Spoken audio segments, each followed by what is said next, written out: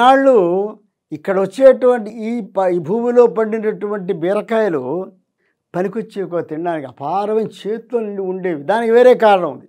కానీ ఇప్పుడు నా పాద స్పర్శ వల్ల ఆ మొత్తం కల్మషం అంతా పోయింది. ఇటుపైన ఇక్కడ పడ్డే బీరకాయలు చాలా తీయగా, మృదుగా, మధురంగా ఉంటాయి. ఇప్పుడే బీరకాయలు కోసుకువెళ్ళి ఇంట్లో బీరకాయ పప్పు చేయించి తాత నేను వచ్చి భోజనం చేస్తానని చెప్పాడు శ్రీపాద వల్లభులు. అలాగా ఆ మొత్తం ఆ వాతావరణంతో తిరుగుతూ ఉంటే సుబ్బిశెట్టి వచ్చాడు అక్కడికి. ఎవరినైతే శ్రీపాదుల వారు శాపానుగ్రహాలు 2 ఇచ్చారు, ఆ సుబ్బిశెట్టి ఆ సమయానికి ఈ చిత్రవాడ వచ్చాడు. అప్పుడు శ్రీపాద దూరంగా ఒక స్త్రీ, ఒక పురుషుడు వెళ్ళిపోతూ కనబడ్డారు. కనబడితే దానికి శ్రీపాద వల్లభుల వారు సుబ్బిశెట్టిని పిలిచి, ఓయ్ సుబ్బిశెట్టి, చింతామణి బిల్వమంగళుడు దూరంగా కనబడుతున్నారు, నేను రమ్మన్నాను, వాడు పిలుచుకుని రా, తర్వాత జరిగే చిత్రం నువ్వు చూద్దుగా అంటాడు. సుబ్బిశెట్టి ఆశ్చర్యపోతాడు.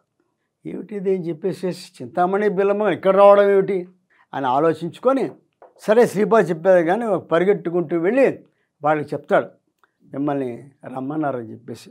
వాళ్ళ ఆనందంతో చింతామణి బిల్వమంగళుడు వస్తూ ఉంటారు. అక్కడ ఏం జరిగిందంటే, అక్కడ ఆమె ఆ వేశ్యా ప్రవృత్తి వదిలివేసి బిల్వమంగళుడికి జ్ఞానోదయాన్ని కలిగించిన తర్వాత యథార్థాన్ని ఎరుకపరుచుకొని, అంటే తనెవరు, తను చేసే పొరపాట్లు ఏమిటో, ఇన్నాళ్ళు తను చేసినటువంటి తప్పులు ఏమిటో అన్నీ కూడా తెలుసుకున్న తర్వాత బిల్వమంగళుడు ఇద్దరు కలిసి అనేక పుణ్యక్షేత్ర దర్శనాలు చేసుకుంటూ మంగళగిరి వస్తారు.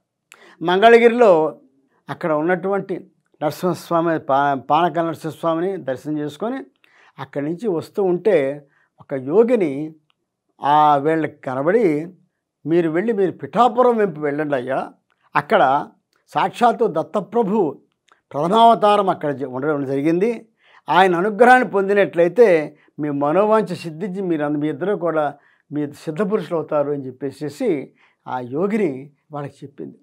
ఆ మాటను అనుసరించుకొని వాళ్ళు అక్కడి నుంచి వస్తున్నారు. అలా వస్తూ వారి అదృష్టం బాగుండి శ్రీపాద వల్లభులు ఉన్నటువంటి చిత్రవాడ సమీపంలో రావడం జరిగింది. ఎప్పుడైతే సుబ్బిశెట్టి వెళ్ళి వాళ్ళిద్దరిని గుర్తుపెట్టి తీసుకువస్తున్నాడో వాళ్ళని ఆగమన్నారు. శ్రీపాద వల్లభులు ఇక్కడికి వచ్చి శ్రీపాద నమస్కారం నించున్నారు.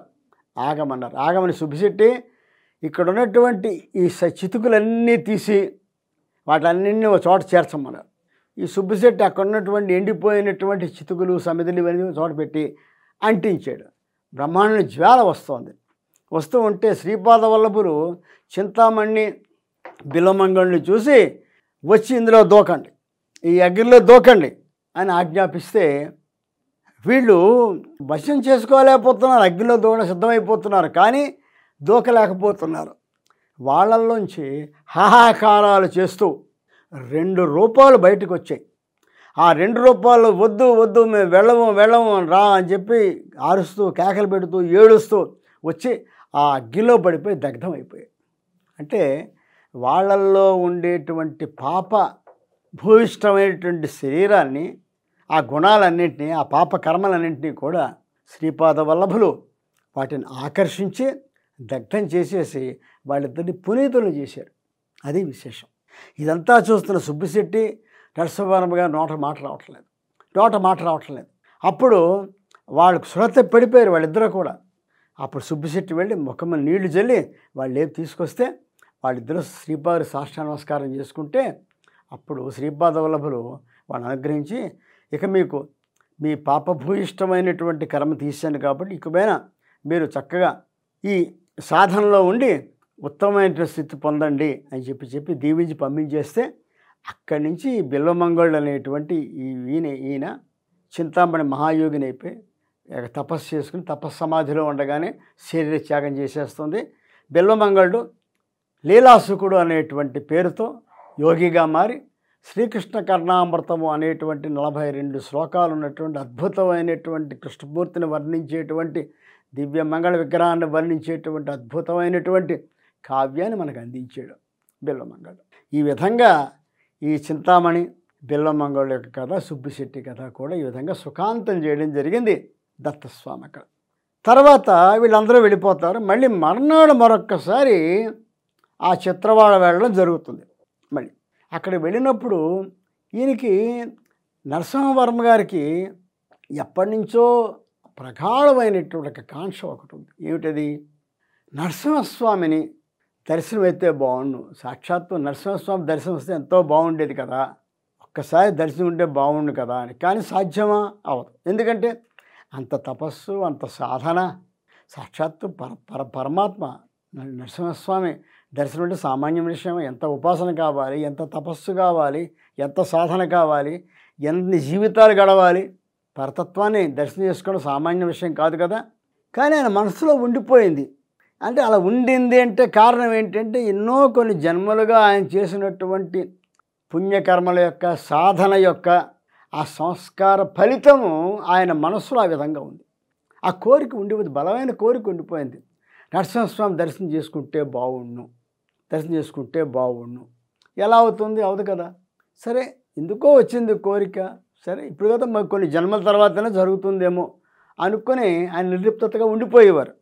ఇది గ్రహించాడు శ్రీపాదవల్లభ. ఎందుకంటే ఆయన సర్వాంతర్యామి కదా, అందరి మనస్సులో ఉండేటువంటి వాడు పరమాత్మే కదా. అయమాత్మ గుడాకేశ సర్వభూతాశయ స్థిత చెప్పనే చెప్పాడు కదా. సర్వ హృదయంలోనూ కూడా అధిష్ఠించి ఉండేటువంటి పరతత్వాన్ని నేనే అని చెప్పేసి భగవంతుడు మనకి భగవద్గీతలో చెప్పాడు కదా. సమస్త భూతముల్లో ఉండేటువంటి ఆత్మస్వరూపి నేనే అని చెప్పి స్వయంగా చెప్పాడు కదా. కాబట్టి అన్ని హృదయాల్లో ఉన్నటువంటి ఆత్మస్వరూపి తనే అయినప్పుడు ఆ హృదయంలో గ్రహించలేడా? ఆ విధంగా గ్రహించి చిరునవ్వుకుని సమయం కోసం ఎదురు చూస్తున్నారు శ్రీపాదవల్లభులు. దేనికన్నా కూడా ప్రాప్తం కావాలి, అదృష్టం కావాలి. భగవంతుడు కూడా సమయం కోసం వేచి చూస్తాడు. ఎప్పుడైతే వాడి ఆ ప్రాప్తము, అదృష్టము, ఆ పుణ్యకర్మ ఫలితం వచ్చే అవకాశం వచ్చినప్పుడు భగవంతుడు ఖచ్చితంగా కోరిక నెరవేరుస్తాడు. సరిగ్గా అదే జరిగింది నరసింహవర్మ గారి జీవితం. వీళ్ళు ఇద్దరు కూడా చిత్రవాడ మళ్ళీ భూములు చూడడానికి వెళ్ళి అక్కడ ప్రచారం చేస్తున్నప్పుడు దూరంగా కొందరు చెంచులు కనిపించారు. చెంచులు అంటే మనకు శ్రీశైలంలో బాగా కనబడతారు. శ్రీశైలము అక్కడ ఆ నల్లమల అడవి ప్రాంతంలో ఉండేవాళ్ళు ఈ అడవిలో నివసించే గిరిజనులు చెంచులు అంటారు. వాళ్ళు చాలా ధైర్యస్తులు, విల్లు బాణాలు అది పట్టుకుని ఉంటారు. ఇప్పటికీ మన శ్రీశైలంలో ఏదైనా తెలియని ప్రదేశాలు ట్రెక్కింగ్ వెళ్ళాలి, చూడాలి, కదలివనం లాంటి చూడాలి అంటే చెంచుల యొక్క సాయంతో. అంటే వాళ్ళు పులి జాడ తెలుసు, అన్ని మృగాల జాడ తెలుసు, ఎక్కడ ఏ రక్షణ కావాలో తెలుసు, జాగ్రత్తగా ఏ దారి ఎలా పోతుందో, ఎక్కడికి పోతుందో అంతా ఆనుపతి తెలిసిన వాళ్ళు చెంచులు. కాబట్టి వాళ్ళ సహాయం తీసుకోకుండా మనం వెళ్ళాం, అడుగు పెట్టలేం అటువంటి చోట. అటువంటి అడవి బిడ్డలు అయినటువంటి చెంచులు దూరంగా వెళ్ళిపోతూ కనబడుతూ ఉంటే శ్రీపాదులు వాళ్ళ చెంచులు రమ్మని పిలిచాడు. వాళ్ళు వచ్చారు. వస్తే ఎవరయ్యా మీరు అని అడిగాడు శ్రీపాదులు. మేము చెంచులం అయ్యా అన్నారు వాళ్ళు. చెంచులం అయితే మీ ఆడబిడ్డని ఎవరికి ఇచ్చారు మీరు? అవునయ్యా, మా ఆడబిడ్డని ఆయన ఎవడో సింహం మగాడు ఉన్నాడయ్యా, సగం సింహం సగం మనిషి ఉంటాడు. ఆ సింహం మనిషి ఉన్నటువంటి సింహం మొక్కున్న ఆ మనిషిని మా ఆడబిడ్డ ప్రేమించి పెళ్లి చేసుకుందయ్యా. అలాగా, అయితే ఓ పని చేస్తారా, ఆ సింహం మగాడిని మీరు బంది తీసుకురాగలరా అని అడుగుతారు శ్రీపాదులు. ఓ అదంత పని ఇప్పుడే తెస్తామని చెప్పేసి ఆ చెంచులు వెళ్ళిపోతారు. ఈయనకంత ఆశ్చర్యంగా ఉంటుంది. ఏంటి చెంచులు ఏంటి, రావడం ఏంటి, శివం మగాడు ఏంటి, పెళ్ళి ఏంటి, అర్థం కాదు. ఇదంతా ఆయన లీల, మాయ, లీలామానుష విగ్రహ స్వరూపుడు కదా దత్తుడు. అంతే, కాసేపు అయ్యేసరికి నరసింహస్వామిని తాళతో బంధించి ఆ చెంచులు తీసుకొచ్చి ఆ శ్రీపాదుల ముందు నించోబెడతారు. నరసింహస్వామి భయపడిపోతాడు. సాక్షాత్ ఆ నరసింహస్వామి దర్శనం కోసం కోరుకుంటే బంధింపబడ్డటువంటి నరసింహుణ్ణి స్వయంగా తన ముందు నిలబెట్టాడు శ్రీపాదుల వారు. అప్పుడు అడుగుతారు శ్రీపాదుల వారు, ఏమయ్యా సగం మనిషి సగం సింహం ఉన్న నరసింహస్వామి నువ్వేనా? అవును అంటాడు నరసింహస్వామి. ఈ చెంచులు ఆడబడితే చెంచులక్ష్మి పెళ్లి చేసుకుంది నువ్వేనా అంటాడు. అవును అంటాడు. అనగానే అప్పుడు వీళ్ళు ఈయన తాత చూసావా నరసింహస్వామి దర్శనం అయింది కదా నీకు, ఇక నువ్వు వెళ్ళొచ్చు అంట. అనగానే మాయమైపోతాడు. అంతే, ఈయనకి అర్థం కాదు అసలు ఎక్కడున్నాం, ఏ లోకంలో ఉన్నాం, ఏం జరుగుతుంది. సాక్షాత్తు నరసింహస్వామి తీసి అక్కడ చెంచులు రావడం ఏంటి, బంధించి తేవడం ఏంటి, తీసుకు మళ్ళీ పొమ్మనగా వెళ్ళిపోయి శ్రీపాదుల వారు దర్జాగా అథారిటీగా ఆ ప్రశ్నలు వేయడం ఏంటి, ఆయన సమాధానాలు చెప్పడం ఏంటి, అవి వెళ్ళిపోవడం అర్థం కాదంతా. అప్పటి తాత ఎప్పటిబట్టో నువ్వు నరసింహస్వామిని చూడాలనుకున్నావు కాబట్టి ఈ రూపం నరసింహస్వామిని దర్శనం చేయించాను. నరసింహుడు అంటే ఎవరో కాదు, నేనే నరసింహుడిని, నా రూపమే అక్కడ చూపించాను నీకు. ఈ చెంచులక్ష్మి అనేటువంటి కథ మనకి నెల్లూరు దగ్గర పెంచల కోన అని ఊరుంది. పెంచల కోన, పెనుసిల కోన అంటారు దాన్ని. ఆ పెంచల కోనలోనే ఈ చెంచులక్ష్మి అవతారము, చెంచులక్ష్మి నరసింహస్వామి వారు వివాహం చేసుకున్నట్టుగాను మనకి అక్కడ చెంచులక్ష్మి అమ్మవారి, ఆదిలక్ష్మి రెండు గుళ్ళు ఉంటాయి అక్కడ. అది కొంచెం ఆ కొండలో అడవిలో వెళ్తాము. మరి ఇప్పుడు బాగా మారిందేమో తెలియదు. నేను చాలా కాలం క్రితం దగ్గర ఒక 15 సంవత్సరాల క్రితం వెళ్ళి చూసి వచ్చాను నేను.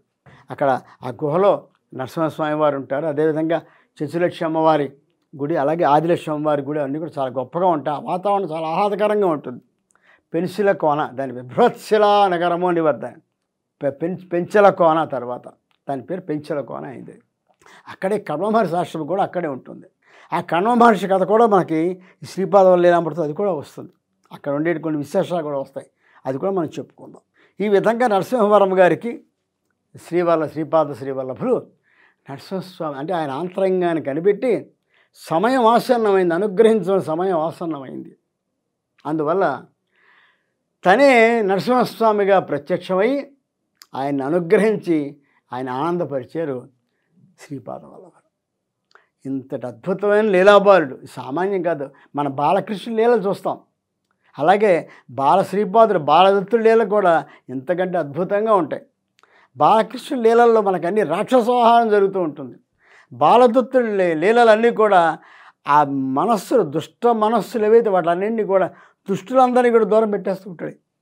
వాళ్ళ మార్పు తీసుకురావడం కానీ, వాళ్ళు ఏ విధంగా వాళ్ళకి కావాల్సిన కర్మ ఫలితాలు ఇచ్చి వాళ్ళు అనుభవించేలా చేయమనడం కానీ, మళ్ళీ అనుగ్రహించడం కానీ, ఇవన్నీ బాలదత్తుడి లీలవి. ఎందుకంటే దత్తుడు గురువు, ఈయన గురుస్వరూపం, ఇక్కడ యోగస్వరూపం, గురుస్వరూపం. అందువల్ల వీళ్ళని అక్కడ చంపడానికి ఎవరు రాక్షసులు ఎవరు లేరు. అక్కడ వాళ్ళలో ఉండే చెడు కర్మలన్నీ చూపించుకో, ఇది నువ్వు చేసావు తప్పు, గతం ఇన్ని ఎప్పుడు నువ్వు చేసుకొచ్చావు, నీ కర్మ ఈ విధంగా తీసేస్తున్నా, ఇది నువ్వు అనుభవించు, ఈ అనుభవం ద్వారా నీ కర్మ ఫలితం పూర్తయితే నేను అనుగ్రహిస్తాను. సుబ్బిశెట్టిని అలాగే చేశారు. ఆ నరసింహవర్మ గారు గత జన్మలుగా ఆయన చేసినటువంటి ఆ పుణ్య కర్మల వల్ల నరసింహస్వామి దర్శనాన్ని పొందారు. కారణం ఏంటంటేట, గత జన్మాంతరాల్లో వాళ్ళు అహోబిలంలో ఉండి నరసింహస్వామి యొక్క భక్తుడు ఉపాసకుడు. ఆ ఫలితాన్ని ఇక్కడ నరసింహస్వామి ప్రత్యక్షం చేయించి ఆయన చెప్పడం జరిగింది. ఇది ఈ చింతామణి సుబ్బిశెట్టి వీళ్ళకి సంబంధించినటువంటి కథ. తదుపరి మరో అద్భుతమైన కథలోకి వెళ్దాం.